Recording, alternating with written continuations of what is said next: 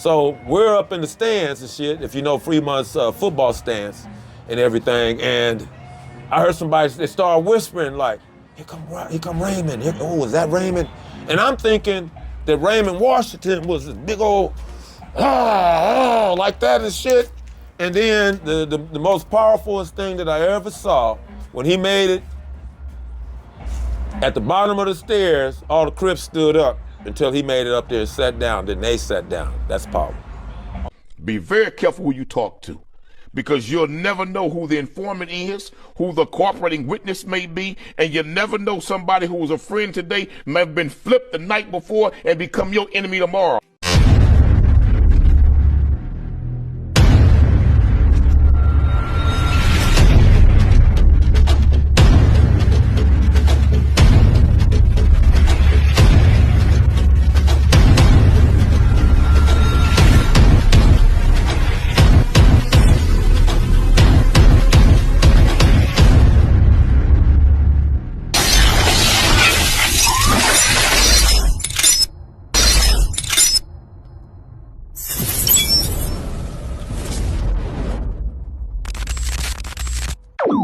About humanity, putting truth in these lies, while they busy feeding lies. When you got that tunnel vision, gotta open up your eyes. Wake up and go to sleep. Man, I'm praying all times. And to my guys, ain't no other side. This for my brothers, I'ma pray with y'all shine. Lock the door. Go ahead, lock the door. Lock the door.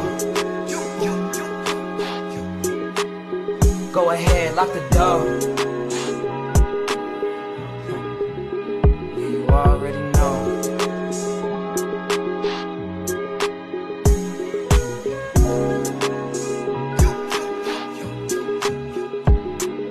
Depending on the lessons, some people eat, some people learn. But the game is gonna send you big. You ain't no Ralph, you Ruff dog. So that just like that, Kevin Lynch out of Minnesota, who is a cold G out of Minneapolis, Minnesota. He doing a little time in the feds right now. If you see it, Kevin, hey now, he the one gave me my name actually. It didn't come from LA. Okay. Yeah. He just figured out I needed a name because I wasn't trying to have one. Mac Thomas and them, when they used to do that, remember that Rizzo, and all that type of talk? I never did that. They just called me Rizalf. But the Sunshine Crips, the bald head boys. That's what I remember Mac Thomas and them being, but if they became anything over there, Q102 or Front Street Watts or whatever, later on, with Mac Thomas and them, they called themselves Sunshine Crips.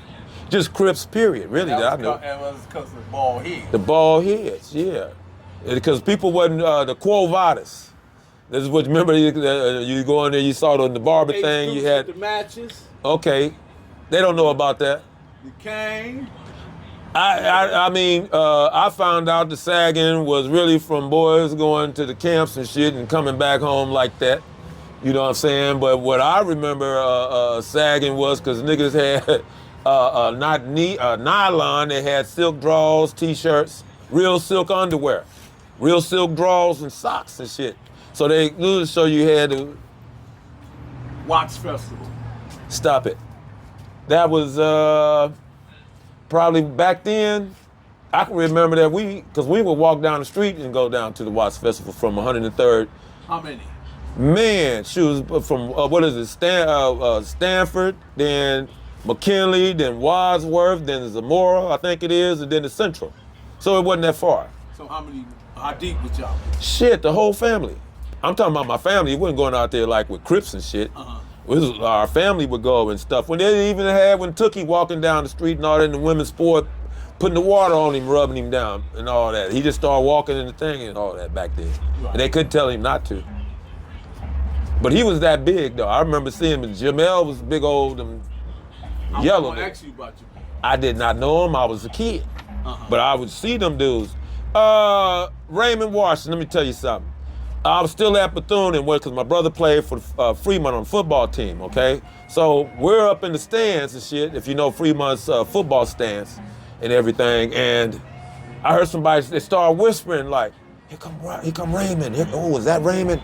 And I'm thinking that Raymond Washington was this big old, like that and shit. And then the most powerful thing that I ever saw, when he made it,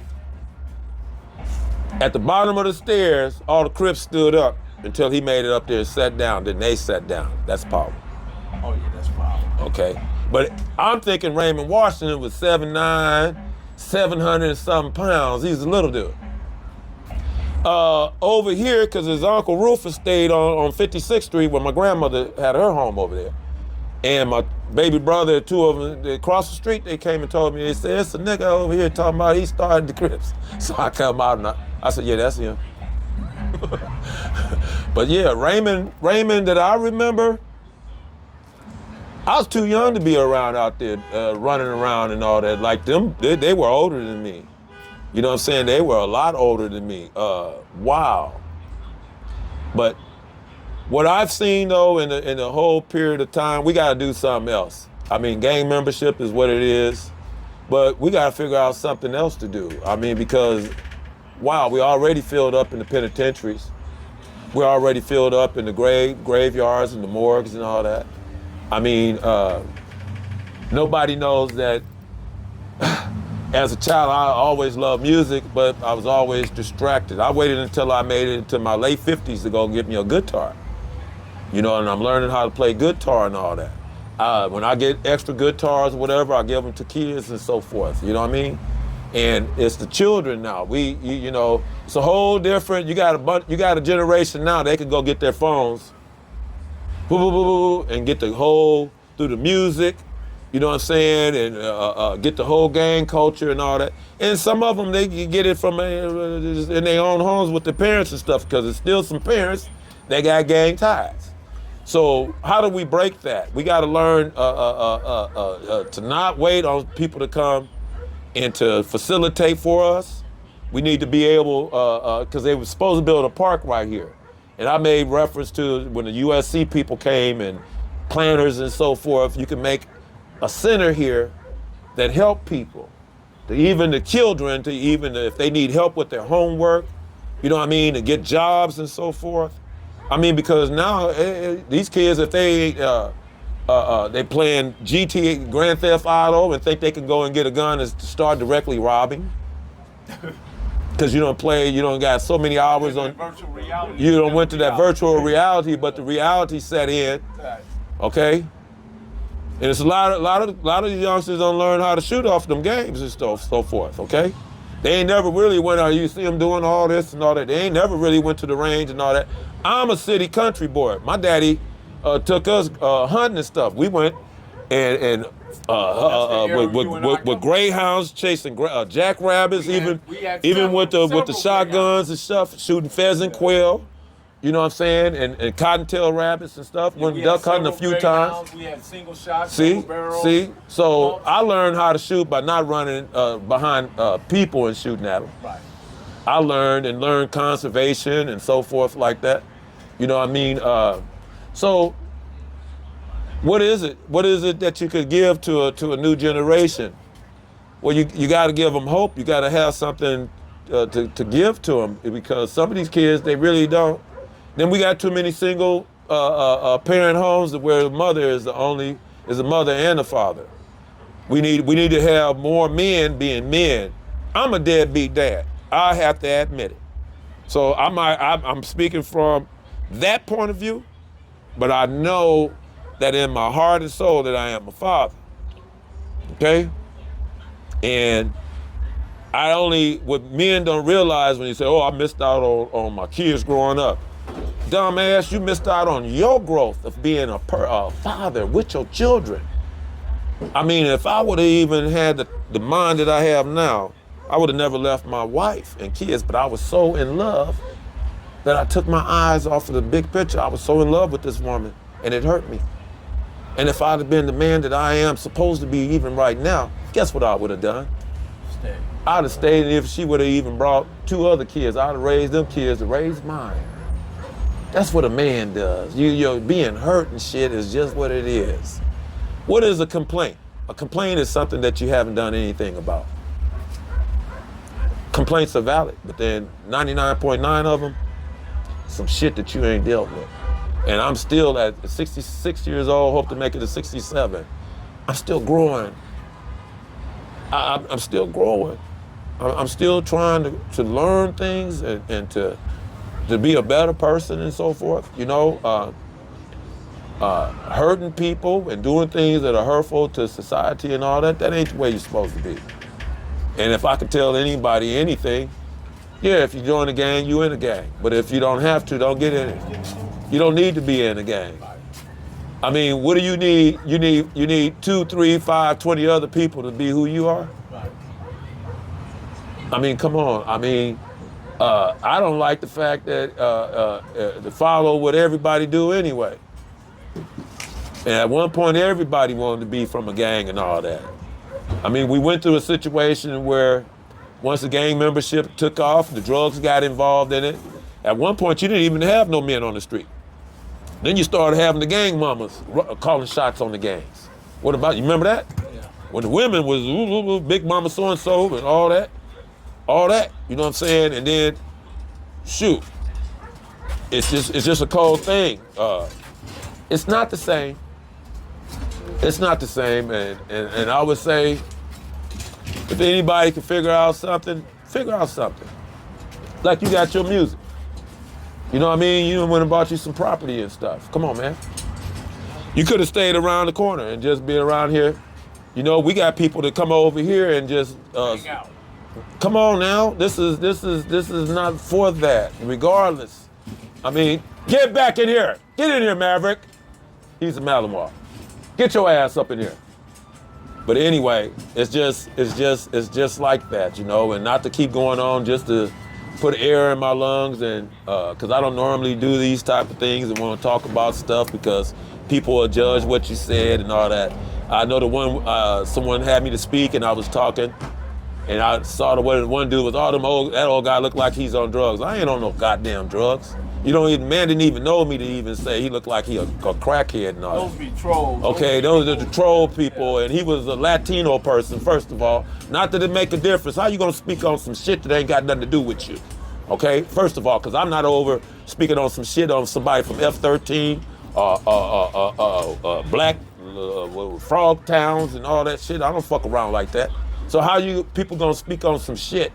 You got people all over in Russia speaking on shit that happened here. You got people that don't even speak the English or nothing. This is what's going on in Los Angeles. You ain't never walked this motherfucker. See, I went to Bethune, Tony Stacy. I was in the 7th grade. I believe Tony Stacy was in the 9th grade with nobody to do. Tony Stacy could play football when we was in. They used to play at noontime, recess, and then lunchtime. And that boy used to be fucking it up. That's what I remember about Tony. He could play that football. Okay. A lot of the gang members knew how to do a lot of different things. Yes. You know, it wasn't like that. So a lot of them dudes came from good families and so forth, man. I mean, for real, but yeah, Tony Stacy, then I didn't hear about him other than, you know what I mean? Right. But he wasn't a personal friend of mine or anything. He been over here. He done been over here before. You know what I'm saying? You good, mama? You know, he been over here before. Shit, he older than a motherfucker like me. Shit, but Daryl Mayfield, back at Bethune, who else? Yachty Boy. Oh, my mind, I'm trying to pull up Fred Swayze and them. They wasn't from the same gang or nothing, but just people. Well, like I said, when I went to Bethune, they still had like some guys that went when it was Reese's Reformatory. That they were able to go, because when they had to take some of them people to juvenile, because that was a reformatory school. And the one thing about Bethune that was so great, we had a swimming pool. Bethune has a swimming pool, junior high. So that was cool going to Bethune back there. Mr. Ross, Mr. Headley, the vice president, Mr. Johnson, was actually Don Cornelius' brother. He had a big ass head like Don Cornelius too. You can tell he didn't have a big old natural like him, but that was Don Cornelius' brother. Yeah. Rough Dog, I appreciate it, man. Professor Melly being a little postman, Rough Dog, we're gonna lock the door, man. I appreciate you showing up, and I hope that anything that I said would be a hope and a help, you know what I mean? And God bless everybody. That's all I got. You know what I'm saying? You got anything to go out? Oh shit, I sit back and learned a whole lot right here, just chilling, learning a lot of little history. Yeah. You know, it's major, you know, Yeah. a major way. So I couldn't really reflect on a lot of stuff as before my time. You know, I was born in '79. Yeah. But you know, there's a few topics that I was able to, you know what I'm saying? Yeah. Baby Rough Dog. Yeah, I'm I baby might not Rough be the Dog. best person to give a synopsis of it, but I can only tell you what I know. That being said, Professor Melly Bill, Rough Dog, Baby Rough Dog. Appreciate you. Lock it up. Got a dollar sign, Hub City. I'm a street nigga, streets fuck with me. I'ma keep pushing products till the fans get me. It's guap off top, diamond Cartier.